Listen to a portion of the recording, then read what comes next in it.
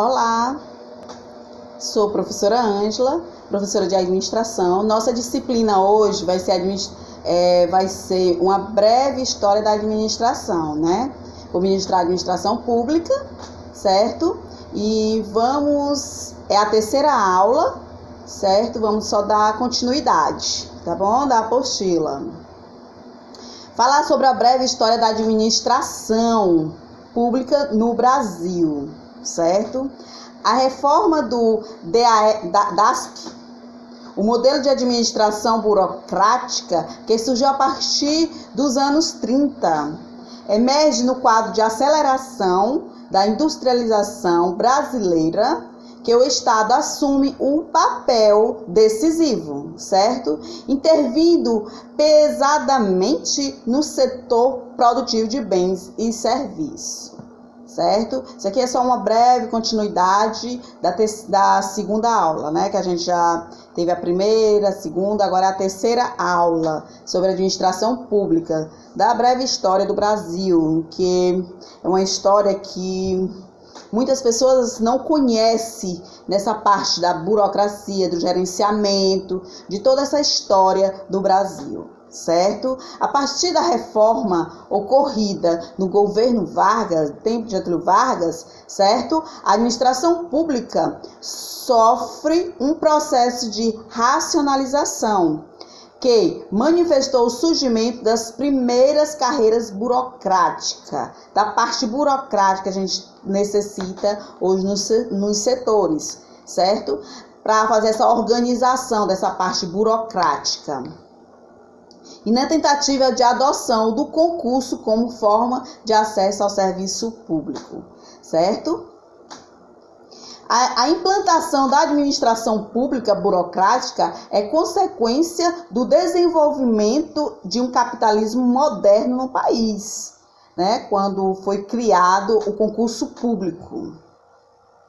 Com o objetivo de realizar a modernização da administração, foi criado um desenvolvimento e um departamento administrativo no serviço público, DASP, em 1938. Foi criado esse serviço, certo? Neste momento, a administração pública sofre a influência da teoria da administração científica, lá de Frederick Taylor, que é essa parte burocrática lá de Frederico Taylor, da parte de gerenciamento, da produção, isso é isso? Considerando quem é Frederico Taylor? É o pai da administração científica, certo? Vamos lá dar continuidade. No início do século XX, nos Estados Unidos, Taylor foi o pioneiro de defender a aplicação de métodos racionais da administração da produção, visando a redução de erros, certo? A redução de erros e otimizando as tarefas, porque ele faz essa parte da divisão de tarefas, levando ao aumento à produtividade e menos custo, certo? Ele aumentando essa produtividade na divisão de tarefas, diminuía os custos, certo? Assim, o Taylorismo, que é de Taylor, se constituiu numa verdadeira escola da administração, certo? Prioriza as substituições de métodos empíricos da gerência por métodos científicos, certo? No estudo de tempos em movimento, a padronização de rotinas e procedimentos, profissionalização e especialização dos trabalhadores, nas reformas promovidas pelo DASP, percebe-se a influência do Taylorismo na simplificação da padronização da aquisição racional, certo? De materiais, na revisão de estruturas e aplicação de métodos de definição de procedimento. Registra-se que, neste período, foi instituído a função orçamentária, enquanto atividades formal permanentemente vinculada ao parlamento e ao planejamento, no que diz respeito à administração de recursos humanos. O DASP representou a tentativa de formação da burocracia de moldes preconizados por Max Weber. Max Weber, Taylor, ele fazia esse gerenciamento de quê? De tarefas, da produtividade. Max Weber, ele era mais na parte de gerenciamento da parte burocrática, certo? Então tem essa divisão entre os dois, mas todos os dois contribuíram para essa administração científica, certo? Então lembrando, Taylor, que é o Taylorismo, ele fazia essa divisão de tarefas e a produtividade para reduzir os custos. E Max Weber, ele cuidava mais dessa parte burocrática. Ele viu a necessidade das empresas ter essa dependência, certo? Dessa divisão. Baseado nos princípios da competência e do mérito profissional, entretanto, embora tenha sido valorizado instrumentos importantes à época, tais como intuitos do concurso público e o treinamento, não se chegou a adotar consistentemente uma política de recursos humanos que repreendesse o que é efetivamente as necessidades do Estado. Então, foi criado o concurso público nessa época, devido a essa necessidade, certo? O patronismo conta que a administração pública burocrática se instala, embora um processo de transformação, mantido ainda de sua própria força quanto política brasileira. O coronelialismo dava lugar a clientelismo e ao fisiologismo, certo? Tudo com lismo. Entenderam? Rumo à administração gerencial diante das inadequações do modelo burocrático. Vamos lá dar continuidade, né? Que falamos um pouco da breve história. Alguns dos seus princípios fundamentais, como a admissão segundo rígidos critérios de méritos do concurso público, a existência de um sistema estrutural universal de remuneração, plano de carreira, né, que foi a divisão desse plano de carreira, avaliação constante do desempenho dos funcionários e sua equipe de trabalho, treinamento e a capacitação contínua do corpo funcional. Isso aí são alguns princípios fundamentais que foi criado, certo? Então, vamos dar continuidade.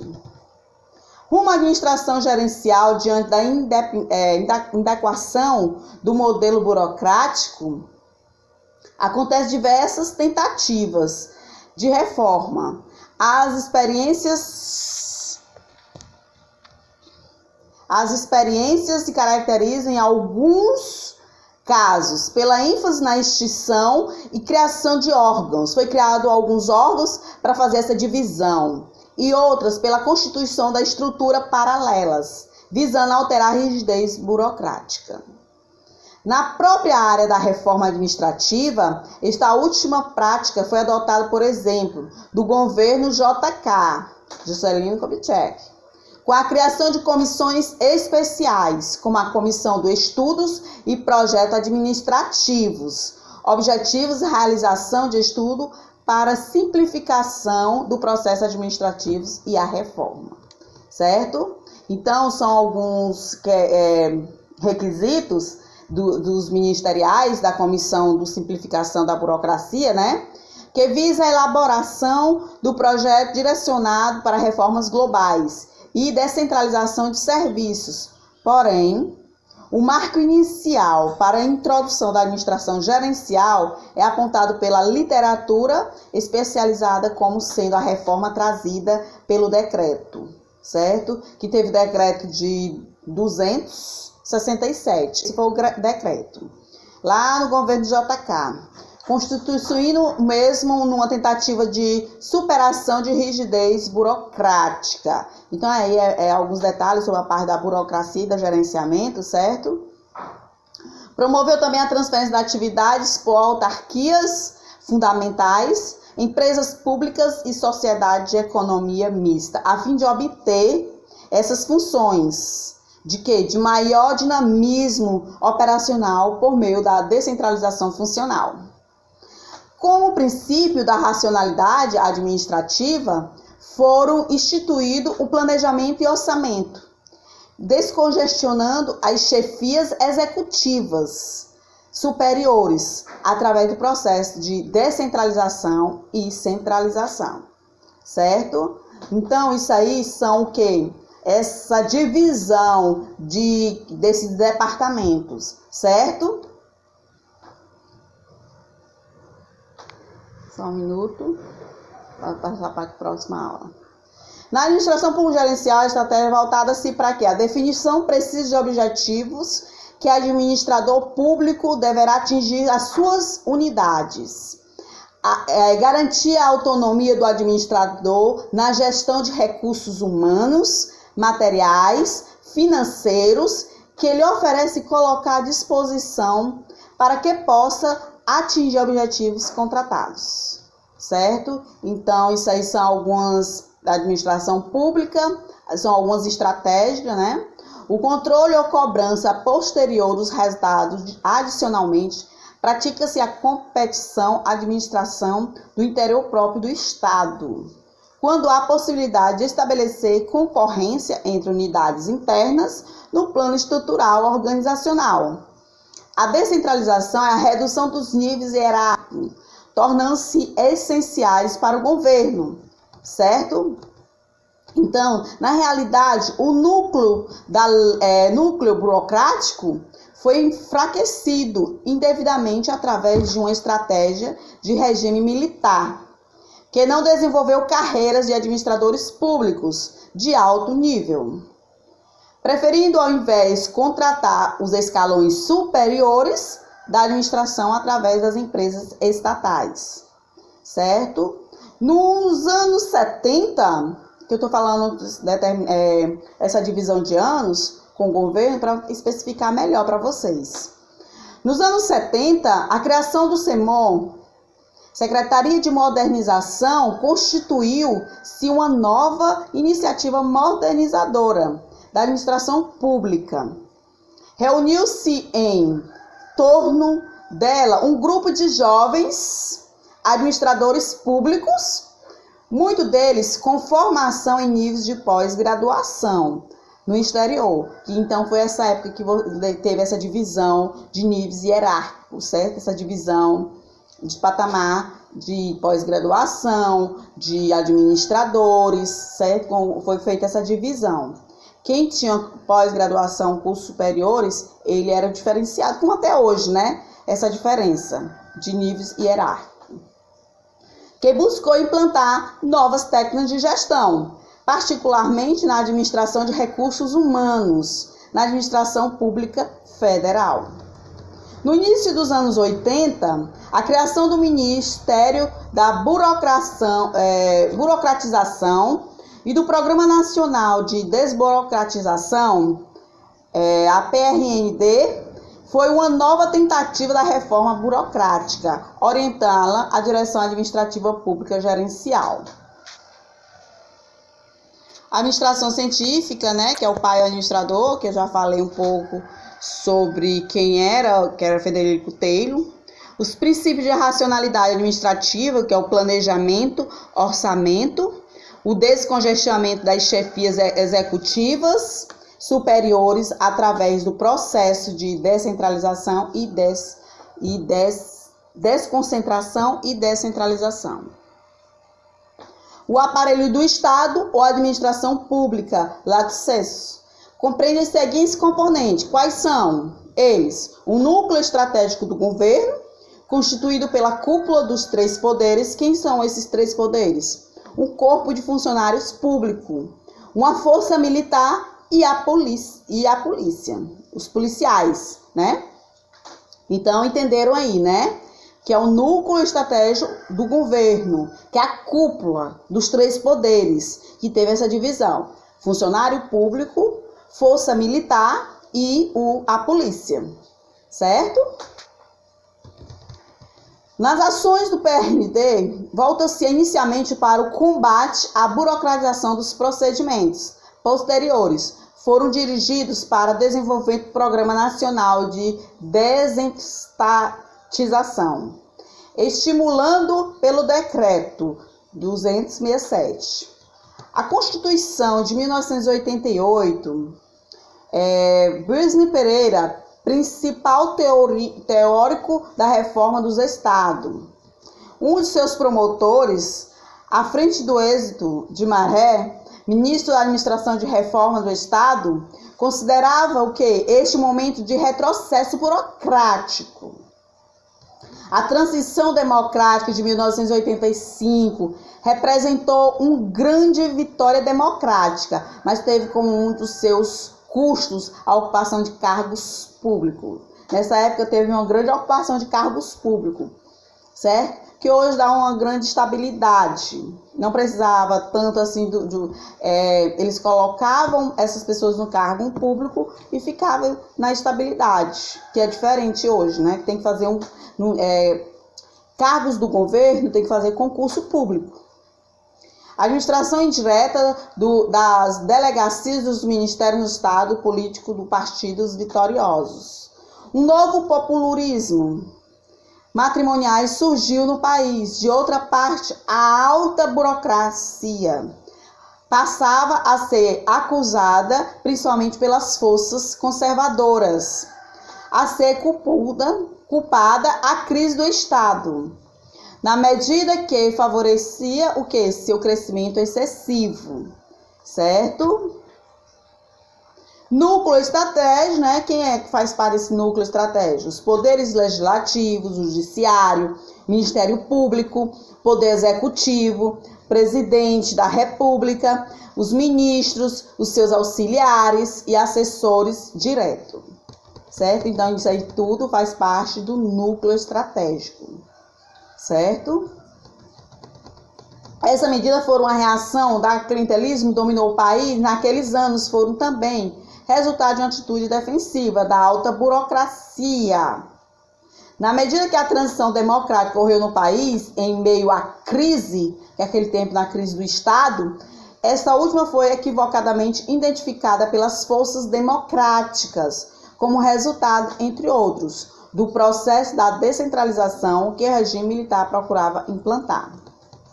Por outro lado, a transição democrática foi acompanhada por uma ampla campanha, que o quê? Contra a estatização, que é as estatais, porque levou a constituições a aumentar o controle burocrático sobre as empresas estatais e a estabelecer normas rígidas para a criação de novas empresas públicas e os subsidiárias das nossas já existentes, certo?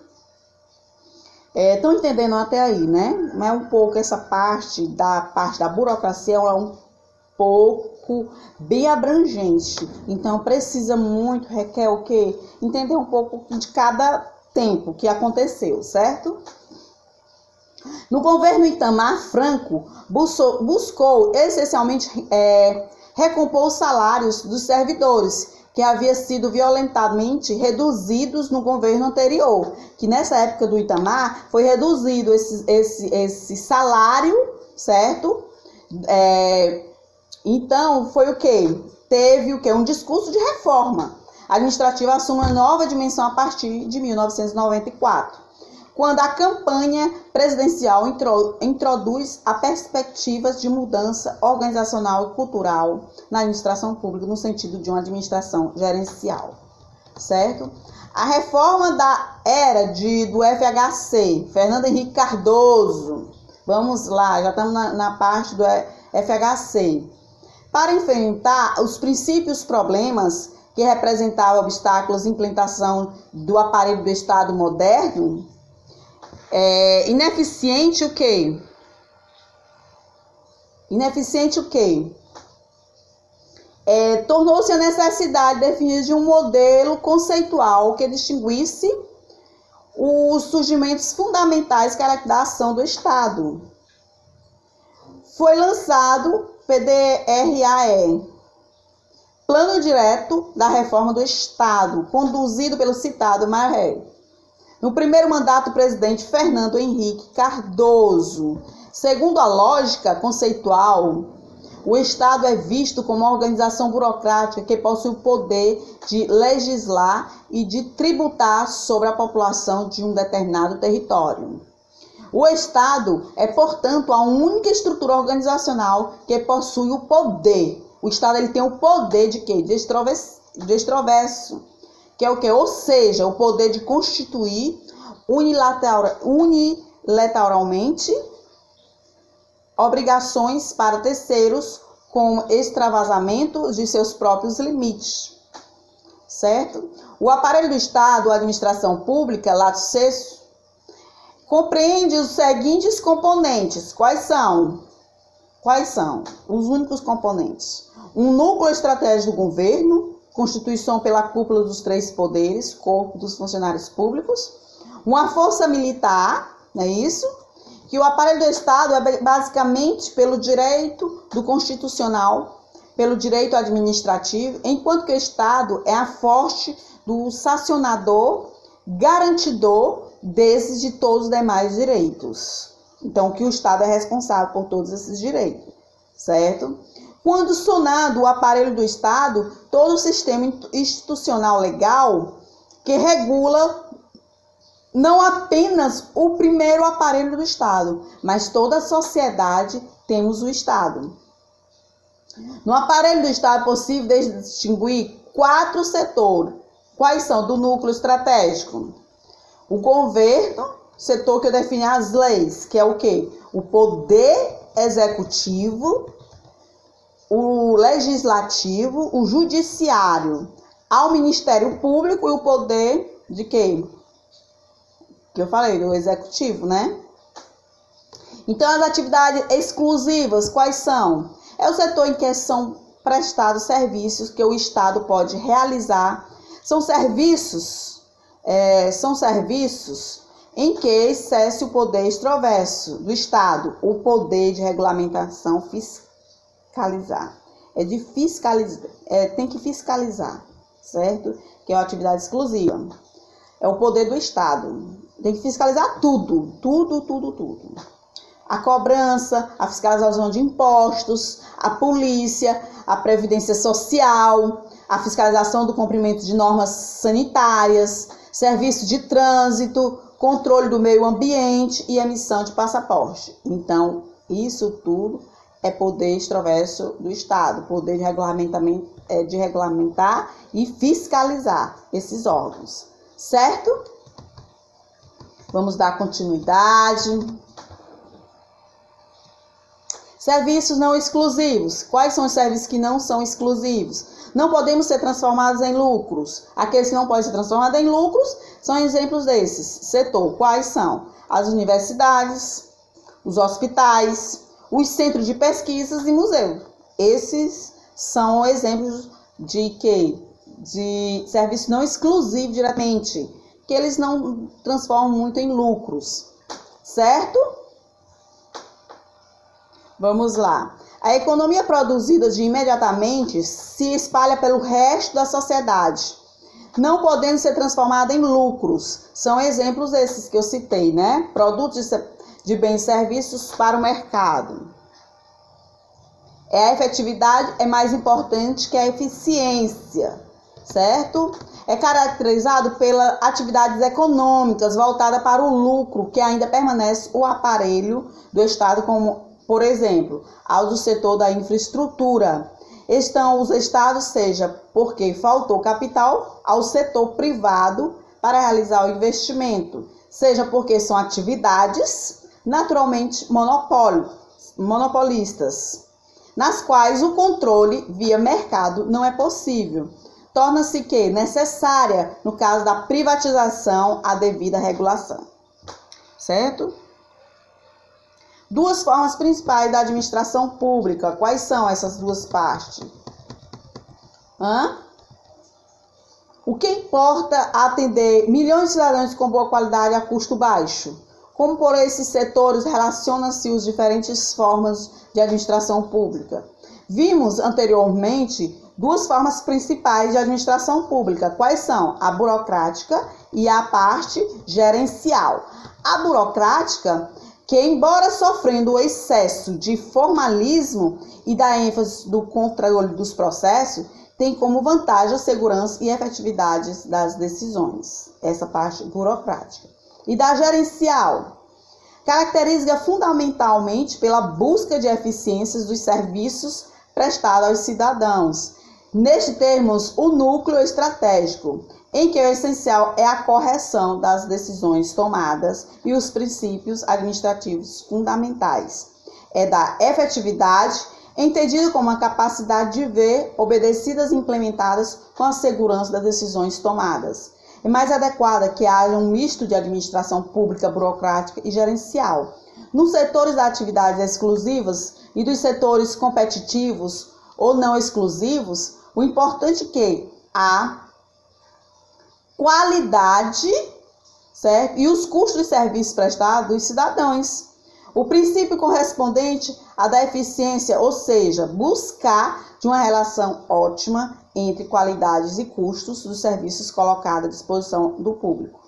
Logo que a administração deve ser necessariamente gerencial. Essa parte tem que fazer essa parte da departamentação gerencial. Tem que gerenciar cada órgão. O mesmo se diga o quê? Obviamente, o setor das empresas, que enquanto estiver com o Estado, deverão obedecer os princípios gerais de administração. Outra distinção importante é o quê? É a relacionada às formas de propriedade. Ainda que vulgarmente se considerem apenas duas formas e projetos da propriedade estatal, há prioridades privadas, né? Que tem a prioridade estatal e as prioridades privadas. Existe no capitalismo contemporâneo uma terceira forma, intermediária, extremamente relevante, a propriedade pública não estatal, constituído pelas organizações sem fins lucrativos, que não são prioridade nenhuma, indivíduo do grupo, e estas orientadas diretamente para atendimento do interesse público, certo? O tipo de propriedade mais indicado varia de acordo com o setor do aparelho do Estado. Quais são? O núcleo estratégico, a prioridade tem que ser necessariamente estatal. Tem que ser tudo sobre responsável, o Estado tem que fazer esse gerenciamento, certo? De órgãos. Nas atividades exclusivas de Estado, onde o poder extroverso do Estado é exercido, a propriedade também só pode ser estatal. Já para o setor não exclusivo ou competitivo do Estado, a propriedade ideal é a pública não estatal. É propriedade estatal porque não se exerce o poder do Estado. Não é por outro lado. A propriedade privada, porque se trata de um tipo de serviço, por definições subsidiadas. A prioridade, que é a propriedade pública não estatal, torna mais fácil e direto o controle social, através da participação dos conselhos de administração de diversos segmentos envolvidos, ao mesmo tempo que favorece a parceria entre sociedade e Estado. Eles têm que estar bem envolvidos entre a sociedade e o Estado. A organização nesse setor goza de uma autonomia administrativa muito maior que aquela possível dentro do aparelho do Estado. Em compensação, seus dirigentes são chamados a assumir uma responsabilidade maior, em conjunto com a sociedade na gestão das instituições, certo? Que tem esse conjunto.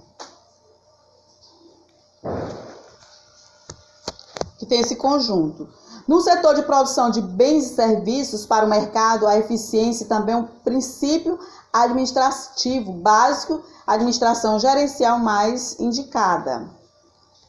Em termos de propriedade, data, possibilidade, coordenação, via mercado, a propriedade privada é a regra.